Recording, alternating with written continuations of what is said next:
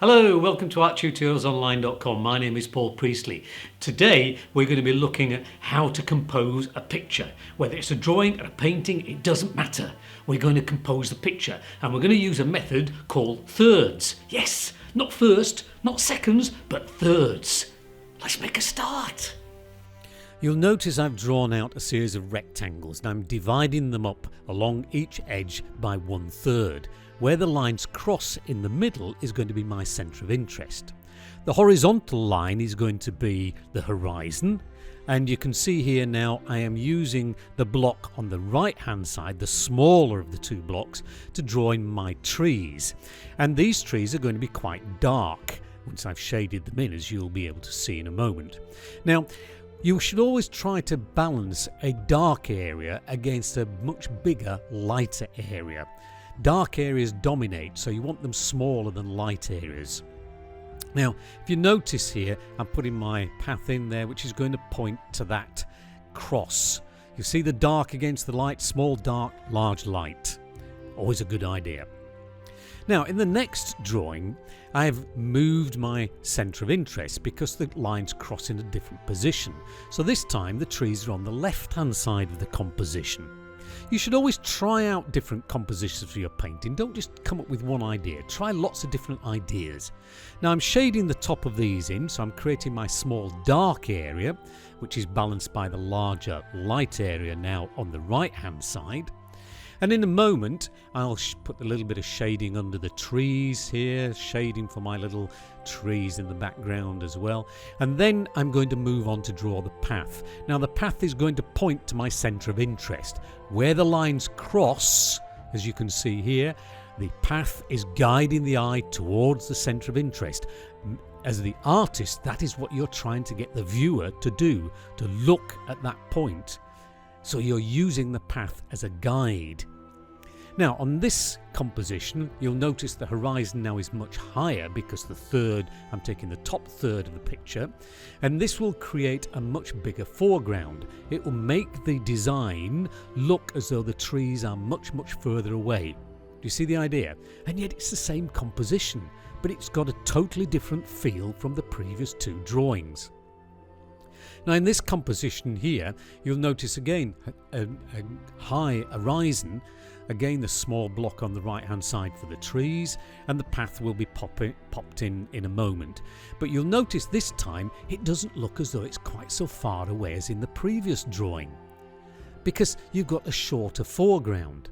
Do you see the idea? So it gives a different feel to the composition. Now this final one is a little bit more extreme. This time I'm going to use the long third on the left hand side to draw the trees. So the trees are going to look very tall. So this section here now, as you can see on the left hand side, I'll just block in the top section. This is my dark area, balanced again by the very large rectangle on the right, which is for the sky. Monet uses this technique a lot. Again, you can see the path, but this time everything looks much more intimate. Everything looks closer. Do you see the idea? I wonder which one you prefer. But notice here, when I put in the centres of interest and the path, you'll notice the path leads to the centre of interest. It draws the eye into the picture. Now we can do exactly the same thing for portraits, but in this case, where the lines cross is where the centre of interest will be. Now I'm going to start with the traditional idea, where you put the face bang in the centre of the picture. Just above halfway, but bang in the centre otherwise. This is the traditional way that people will take photographs, portraits, selfies, that sort of thing. Okay, everybody's so used to this, and it works. It's nicely balanced, there's nothing wrong with it. It just looks a bit boring, basically.